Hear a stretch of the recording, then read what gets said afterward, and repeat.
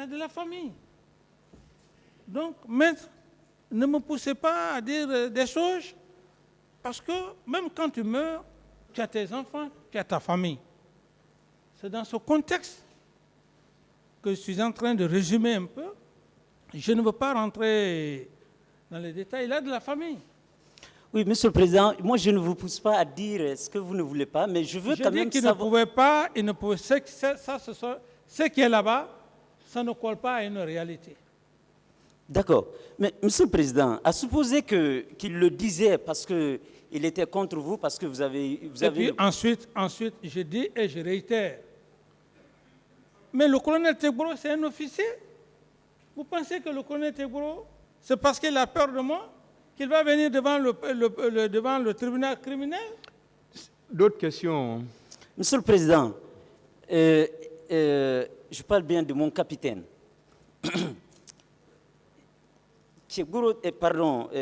Toto tenait ses propos pendant que vous n'étiez plus au pouvoir. Pas du tout. Mais c'est ce que je dis, maître.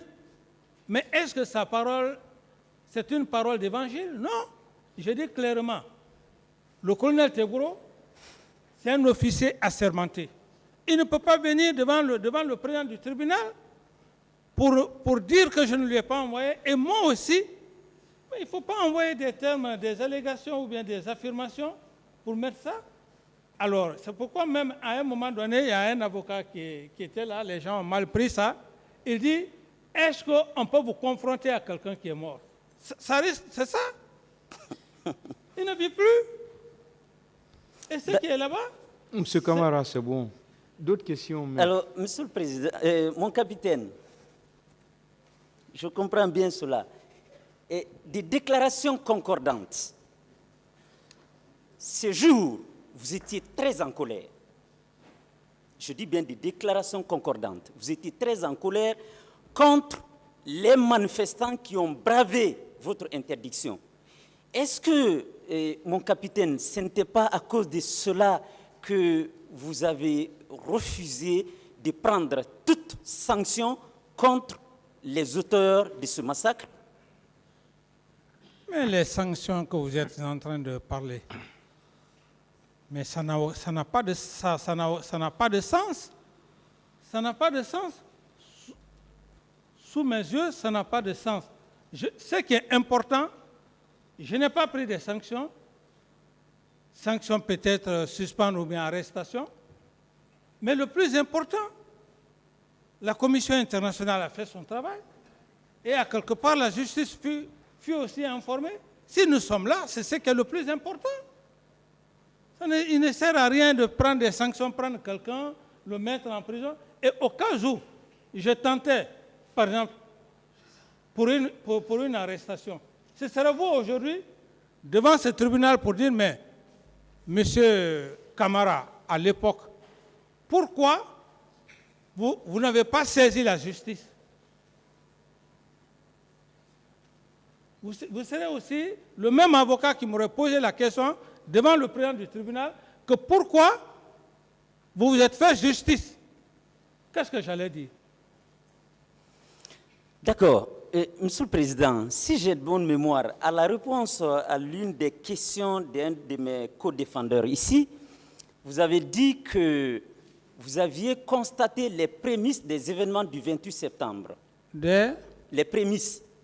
Je dis complot, très différent des événements du 20. Personne ne savait si les événements du 28 septembre allaient se venir. J'ai dit prémisse de complot. Peut-être que vous n'avez pas prêté attention. D'accord, merci pour la rectification. Voilà. Je reviens sur autre question. Alors, Monsieur le Président, il est constant ici, vous-même vous le confirmez, que Monsieur Colonel Tegboro était au stade. Commandant Toumba également. Ce qui est certain qu'on ne peut pas contester, c'est que Colonel Tegboro est allé au stade avec son équipe. Ça a été confirmé ici. Est-ce qu'il appartient au service que M. Tegboro incarne, notamment la lutte contre le grand banditisme, d'aller assurer le maintien d'ordre au stade.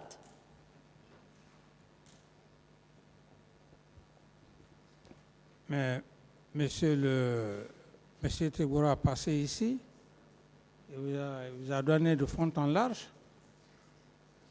Moi, je n'ai pas à répondre à cette question, maître. Vous savez, ce que je recherche, Oui.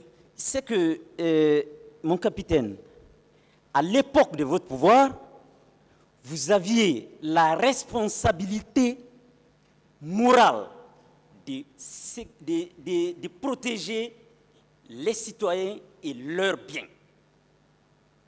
Alors, au titre de cette charge, Monsieur le Président, des personnes qui sont armées, pas avec d'armes conventionnelles pour le maintien de l'ordre public, mais armes à feu, se déplacent devant vous pour aller au stade contre les manifestants. Quel devrait être votre rôle, Monsieur le Président? Maître, vous savez, c'est très grave ce que vous dites.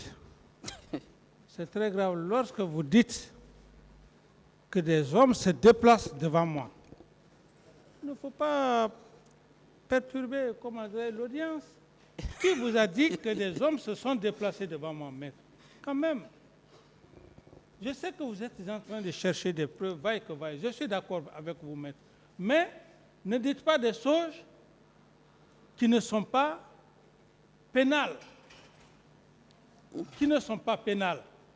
Et je vous l'apprends que la responsabilité pénale, elle est individuelle, mais elle n'est pas collective.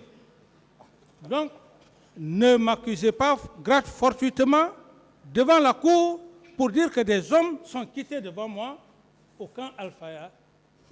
Mais c'est dangereux.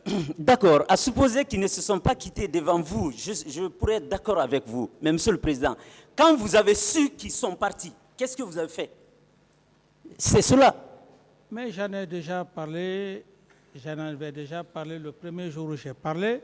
Je n'ai plus besoin, maître, avec tout le respect que j'ai pour vous, de revenir là-dessus. La première fois que j'ai passé devant là-bas, je crois que j'avais suffisamment fait de détails par rapport à ça. D'accord. Monsieur le Président, toujours à la réponse d'une des questions ce matin, vous avez parlé de l'inexpérience. Alors, pouvez-vous convenir avec moi que c'est cette question d'inexpérience qui a conduit les citoyens au massacre? Non, maître. D'accord. Je vous l'apprends aussi encore une fois. L'inexpérience ne signifie pas, ne dit pas à un citoyen d'aller commettre des massacres. Si il y a eu une situation désastreuse au stade, ceux qui sont partis, ils sont responsables de leurs actes. L'inexpérience n'a rien à voir dans tout ce que vous voulez chercher. Je suis d'accord avec vous, maître, que vous êtes à la recherche de la reine des preuves. Mais ce n'est pas dans tout ce que vous êtes en train de dire que vous allez obtenir, parce que les preuves, il faudrait que les preuves soient tangibles. Ce ne sont pas des imaginations, des hypothèses. Présentez à monsieur le procureur des preuves tangibles pour saisir le président du tribunal. Maître, avec tout le respect que j'ai pour vous. D'accord, merci. Mais, Monsieur le Président, voici ce que moi je recherche de vous. Des actes concrets, et vraiment concrets. Sur ce, je souhaite savoir, qu'il vous plaise, après les événements du 28 septembre, qui est-ce que vous, personnellement, Monsieur Moussa Dadis Camara, vous personnellement, qui est-ce que vous avez pu faire venir à votre bureau, l'écouter soigneusement sur les événements du 28 septembre pour avoir la clarté de ce qui s'est passé, à l'effet pour vous de prendre des mesures. Qui est-ce que vous avez écouté? Si vous parlez comme ça, j'ai mon PV qui est là-bas. Vous allez parcourir mon PV. Ceux qui ont été au stade, je les ai écoutés. Le colonel Tigourou est venu. Il m'a donné des explications claires et nettes. Et il m'a dit que les leaders politiques étaient partis au camp Samouri. C'est là où, sous le champ, j'ai donné des instructions d'aller immédiatement faire quitter les leaders politiques pour ne pas que quelque chose leur arrive à la clinique Ambroise Paré.